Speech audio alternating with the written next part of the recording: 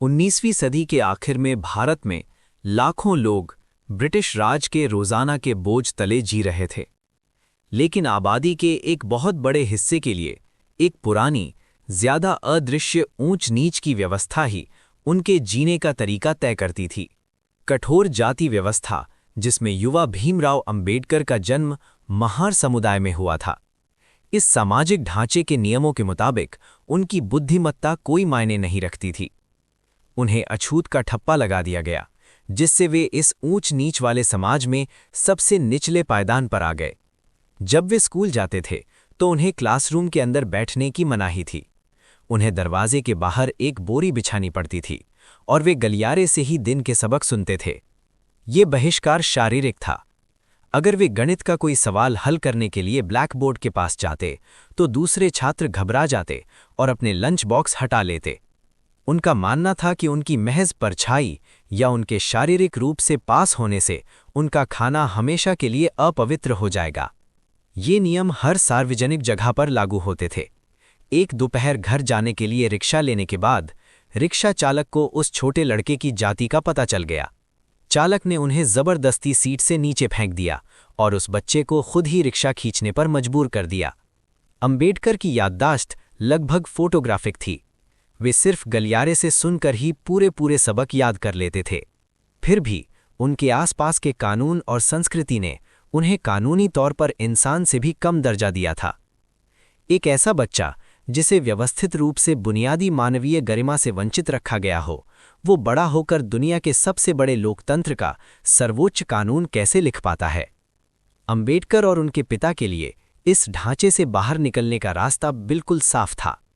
धन दौलत पाना नामुमकिन था और सामाजिक रूप से ऊपर उठना गैरकानूनी था।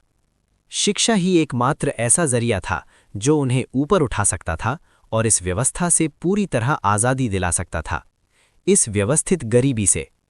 ये सफलता बड़ौदा के महाराजा की वजह से मिली, जो एक प्रगतिशील नेता थे और जिन्होंने उस किशोर के शानदार अकादमिक रिकॉर्ड को पहचाना। महाराजा ने एक आर्थिक स्कॉलरशिप दी जिसने उसे अपने गृहनगर के रोजाना के दमन से शारीरिक रूप से दूर कर दिया। इस फंडिंग ने उसे दुनिया भर में घूमने का मौका दिया। उसने न्यूयॉर्क में कोलंबिया यूनिवर्सिटी में दाखिला लिया। राजनीति विज्ञान, समाजशास्त्र और अर्थशास्त्र में गहराई से उतरते हुए वे यही नहीं रुका। वो अटलांटिक पार करके फिर से लंदन स्कूल ऑफ इकोनॉमिक्स में पढ़ने गया और साथ ही वकालत करने के लिए बार परीक्षा भी पास की। कुछ ही सालों में वो दुनिया के सबसे ज्यादा पढ़े लिखे लोगों में बन गया। पश्चिम में बिताए समय के दौरान उसने कई डिग्रियां हासिल कीं। अपने जीवन में पहली बार उसे एक गहरा मनोवैज्ञानिक परिवर्तन महसूस हुआ। वे सड़कों पर बेझिझक घूमता, सार्वजनिक फव्वारों से पानी पीता और प्रोफेसरों के साथ बहस करता। एक ऐसे समाज में जहां जातिगत प्रदूषण की कोई अवधारणा ही नहीं थी, वो ठीक वही राजनीतिक और आर्थिक दांवपेच सीख रहा था जिनकी जरूरत एक भ्रष्ट व्यवस्था को अंदर से पूरी तरह खत्म करने के लिए होती है।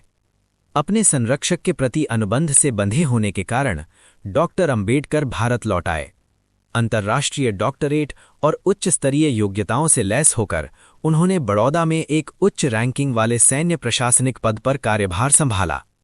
लेकिन ये योग्यताएं उनके लिए कोई सुरक्षा कवच साबित नहीं हुई। उनके अपने ही दफ्तर के निचले दर्जे के चपरासियों ने उन्हें फाइलें देने से मना कर दिया। इसके बजाय उन्होंने उन्हें उसकी मेज पर फेंक दिया।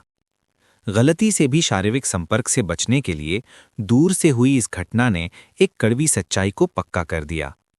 अगर समाज के बुनियादी कानून ही भेदभावपूर्ण हों तो निजी दौलत और अपनी काबिलियत से हासिल की गई उपलब्धियां कोई सुरक्षा नहीं दे पातीं। उन्होंने अपना प्रशासनिक पद छोड़ दिया और सीधे तौर पर संघर्ष के रास्ते पर चल पड़े। 1927 में उन्होंने महाड़ सत्याग्रह का आयोजन किया। उन्होंने हजारों दलितों को साथ लेकर एक सार्वजनिक पानी के तालाब तक मार्च किया और सविनय अवज्ञा के एक बड़े कदम के तौर पर उस तालाब से पानी पिया। जैसे जैसे उनका राजनीतिक प्रभाव बढ़ता गया, उन्होंने पृथक निर्वाचन मंडल की मांग की, एक ऐसी व्यवस्था जिसमें दलित अपने अलग प्रतिनिधियों के लिए वोट करते। इस मांग ने उन्हें भारत की सबसे कद्दावर हस्ती महात्मा गांधी के सीधे मुकाबले में ला खड़ा किया। गांधी का मानना था कि जाति व्यवस्था में सुधार नैतिक अपीलों के जरिए होना चाहिए ताकि व्यापक हिंदू समाज एकजुट बना रहे। अंबेडकर का तर्क था कि जुल्म करने वाले के अंदर नैतिक चेतना जागने का इंतजार करना तो मौत को गले लगाने जैसा है। उन्होंने ठोस और लिखित कानूनी अधिकार की मांग की। अंबेडकर के लिए नैतिक अपीलें तो सिर्फ विशेषाधिकार प्राप्त लोगों के लिए एक विलासिता थीं। सच्ची आज़ादी तो कानूनी ताकत से ही मिलती। कानून की उस अटूट ताकत को हासिल करने के बाद 1947 में भारत को आज़ादी मिली। ब्रिटिश शासन खत्म हो गया और अपने पीछे एक गहरा खालीपन छोड़ गया। नए राष्ट्र के सामने एक नया संविधान बिल्कुल शुरू से तैयार करने का एक बहुत बड़ा और मुश्किल काम था। संविधान निर्माण समिति की अगुवाई करने के लिए सभा को एक बेहद काबिल कानूनी विशेषज्ञ की जरूरत थी। उन्होंने डॉक्टर को चुना। अंबेडकर को इसीलिए चुना गया क्योंकि उन्हें दुनिया भर के संवैधानिक कानूनों की बेजोड़ समझ थी और वो ये भी बखूबी समझते थे कि किस तरह व्यवस्थाएं अपने ही नागरिकों को निराश करती हैं। वही लड़का जिसे कभी टाट की बोरी पर बैठने के लिए मजबूर किया गया था, वही बच्चा जिसे कभी सार्वजनिक कुओं से पानी लेने से जबरदस्ती रोक दिया गया था, अब उसी के हाथ में संविधान लिखने वाली कलम थी। उन्होंने भारतीय संविधान का अनुच्छेद 17 लिखा, जिसने कानूनी तौर पर छुआछूत को खत्म कर दिया, अछूत प्रथा और किसी भी रूप में इसके पालन पर रोक। 1956 में अपनी मृत्यु से कुछ महीने पहले उन्होंने विरोध का अपना अंतिम कार्य पूरा किया। ये समझते हुए कि उनके जन्म के धर्म का सिद्धांत अभी भी असमानता को बढ़ावा देता है, उन्होंने लाखों अनुयायियों के साथ मिलकर बड़े पैमाने पर बौद्ध धर्म अपना लिया। उन्होंने दशकों तक गहरे व्यवस्थागत दुर्व्यवहार का सामना किया, फिर भी विनाशकारी बदले की भावना से जवाब देने के बजाय उन्होंने उस गहरे आघात को एक समतावादी समाज के लिए कानूनी ढांचा तैयार करने में लगा दिया। Doctor B.R. अंबेडकर ने ये साबित कर दिया कि सामाजिक पूर्वाग्रह भले ही कितना भी जिद्दी क्यों न हो, लगातार शिक्षा और संवैधानिक कानून ही उसे खत्म करने के सबसे धारदार हथियार हैं।